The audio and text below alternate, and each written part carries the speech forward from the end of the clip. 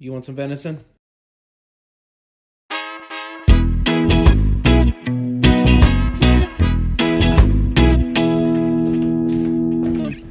Hey everybody, how's it going?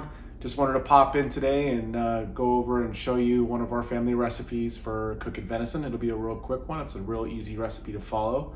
We were lucky enough that my son has harvested a deer the last 2 years in a row, and we have a roast that we've been saving, and I'm going to take you through the steps on how we cook that.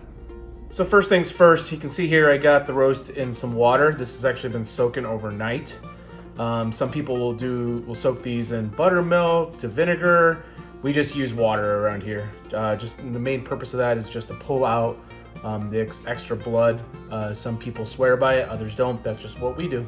Okay, next we're gonna season it with some kosher salt, some coarse ground black pepper, and then you don't have to do this, but this is just a little bit of a Cajun mix that we like to use in our family. So any Cajun style stuff that you like, if you like that kind of flavor, go ahead, but technically you just need salt and pepper. So I've already done the other side, but I'm gonna go ahead and do this, and I'm gonna be really generous. So a lot of this you'll see in the next step. This is a pretty big piece of meat, so be a little generous, it's okay.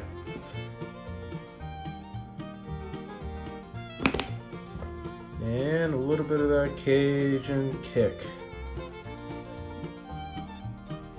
Okay, now we're gonna sear this. I added a little olive oil. I like to throw a little bit of minced garlic in there. You gotta kind of be careful with that because it can burn over medium heat. And then go ahead and add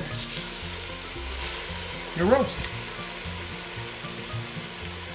Check back in here with you in a second. So, like I said, I just want to do a little bit of a sear on this. I think it helps with the flavor. You definitely can skip this step, but we're about ready to start the next phase of this. Okay, here we go to the next step. What I like to do is throw some carrots down. We're not big on onions or anything like that in this family, which I'll show you another trick we do just to get the flavor out. But I like to put the carrots down at the bottom to stop the meat from just sitting on the bottom of the crock pot. Then we add the roast. And then I like to add some potatoes. Lots of potatoes. Our family likes potatoes. Okay. Throw some more carrots in there. It's already looking pretty good. Okay, the other thing we do is add a can of cream of mushroom. Give it some a little bit more thicker consistency for almost to make it like a soup, and plus for the flavor. Okay. Next is we add some regular beef broth. If you have other kinds of broth, you can use it like venison, other stock, stuff like that, but we just use beef. So I like to submerge that over the roast itself. Hopefully we'll have enough here to do that. I think we're going to. Yes, we do. Well, that should be enough. And then, of course, tried and true, some more Cheshire sauce. We like that too a little bit, so a little bit there. And then here's the onion thing I was talking about. Instead of using raw onions, because our family doesn't like that, we use just onion soup mix. You can get it at the grocery store, any brand. But we add that in there as well. And then essentially we're gonna cook it low and slow. 6 hours on low. You want some venison? You want some venison? You want some venison? Yeah? Okay.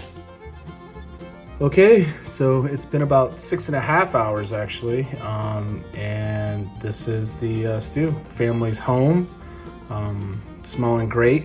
When they walked into the house, we're gonna have Carrie have a little taste and see what she thinks.